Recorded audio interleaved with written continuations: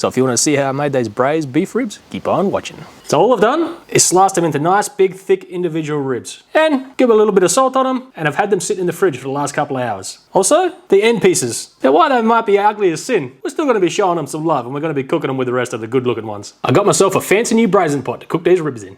So first off, I'm going to add a little bit of oil to the pan. And I was reading the instruction book to this pot before, and it says once you can start seeing little strands of oil, your pan's sufficiently preheated to start browning off the meat. So we're just going to put these ribs in, fat side down, and start getting some nice colour on them. Well, I should say bone side up, because some of these I had to trim. They had a thick layer of silver skin on top. So also, we're going to be doing this in batches. So once you've got good browning like that on one side, you want to get that on all sides of the rib.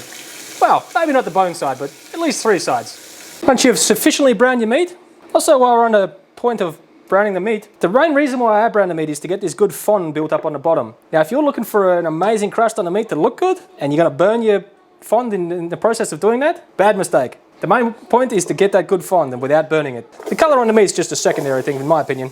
So we're going to dump in some carrots, onions and garlic. Now a lot of people put celery in at this stage, but celery can stay in the fridge. I'm not a fan of celery. Okay, so I got my vegetables in. I'm just going to hit them with a touch of salt and just a little bit to start off with, and that's going to draw out some of the moisture from the vegetable, and then that'll help to deglaze the bottom of this pan while we just soften these veggies up. Okay, while I'm softening these veggies up, I'll just show you the size that I cut them into. Now the onions, I just gave quite a big dice actually, and the carrots I've just halved and then chopped them up into these little moon-shaped pieces, and the garlic I just snipped a little end piece off, just crushed them and then peeled them. So these veggies we won't be eating in the end product. I think that's a good size just to release their flavour into the dish. I've softened my veggies up a little, they got a little bit of colour, and now I'm just going to squeeze in some tomato paste.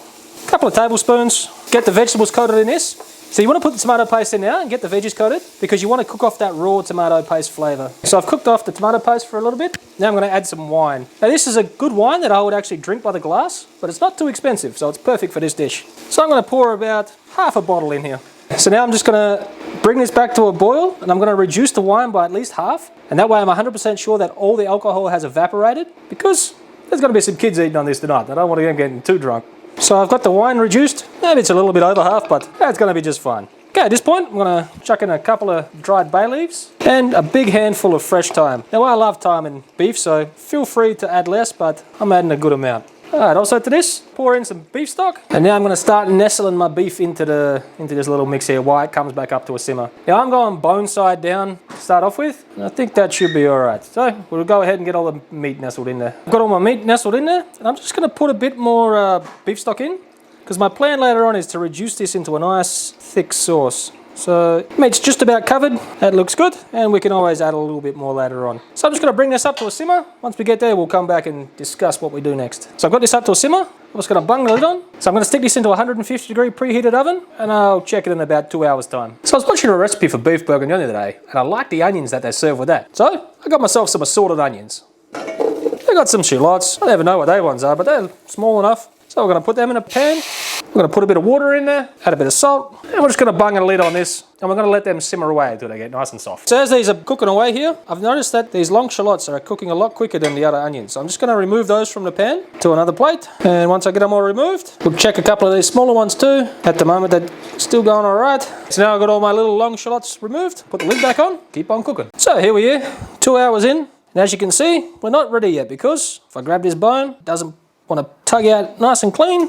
And also, another way that I always like to check is grab my infrared thermometer and just give it a little poke around. Now it should poke in and come straight back out, and it shouldn't pull up like that. So if I poke it in, I can pick the piece of meat up, which tells me we're not ready. Now if you're curious, right now the meat's temping right around 80 degrees, which tells me we got about another 30-45 minutes to go on this meat. Maybe an hour.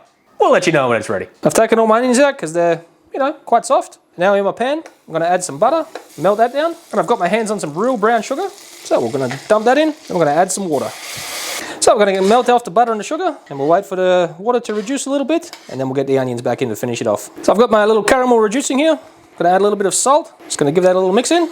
Now while I'm still reducing this, I'm just going to go ahead and add my bigger onions back into the pan. So at this point, I'm going to add the rest of the onions. Alright, once you got all your onions in, You just want to start lightly basting it while it's still reducing. Once you've reduced it right down and your onions look a little something like this, you want to set it aside to be ready to use it. So my meat's been in for another 45 minutes and it's just about there. It's probably got on about another half an hour or so, which is perfect. So I'm going to put it back in the oven and I'm going to bump the temperature up to 200 degrees. So I've got my potatoes peeled and cut up into chunks like that. Now I've put them in some cold salted water. Now I'm going to bring them up to the boil and cook them till they're tender. So I got some butter melted down in a pot. Now I'm going to add my carrots that I chopped up into little chunkers like that.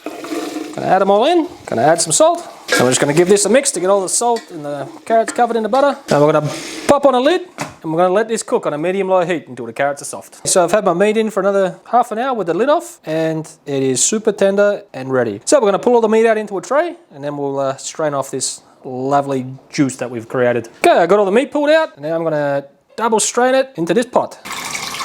So now we've strained it all off. We're going to get this back on the stove and start reducing. And while it's reducing, you're just going to remove some of the fat off at the top. I boiled my potatoes till they're nice and soft. Now I'm going to send them through this ricer to get nice, beautiful, smooth mashed potatoes. So I got all my potatoes through the ricer into this pot. Now it may look like a lot of potatoes. That's because it is. And that is a good thing. So we're going to give it a good dousing of salt. And I've already got some cream and butter melted down and warmed up a little bit. Now we're going to pour some in. And we're going to mix that through until we taste it and we're happy with the amount of cream and butter we've added. Which, the more the better. Once you've mixed all your butter and your cream in and you're happy with the salt level, you just want to put a lid on it and it's ready to go. Also, if you want to lick the spoon like an ice cream, I won't judge you.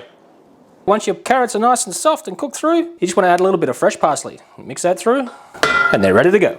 Because I want to eat tonight, I'm going to hurry the thickening process on my stock that I'm reducing here. So I'm just going to put about 1 1/4 tablespoons of cornstarch in here and with a little bit of water. And we're just going to mix this up. Now this isn't all of the stock that I made. Just put some aside just for filming purposes. So we're just going to tip about that much in. We're going to give it a mix. Now the cornstarch slurry only works when it's at a boil. I'm just going to tip that much in. I'm going to take it back to the stove, bring it up to a boil and see if it's at the consistency I'm looking for.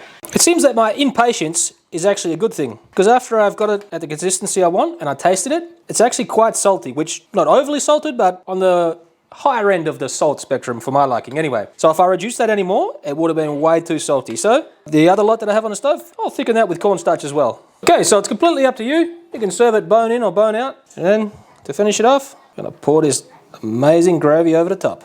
I've never actually braised beef ribs before. I've always smoked them and they always turn out amazing. So let's see how these fare. Potato and carrots, amazing. I'm very curious about these onions. I've never had them before.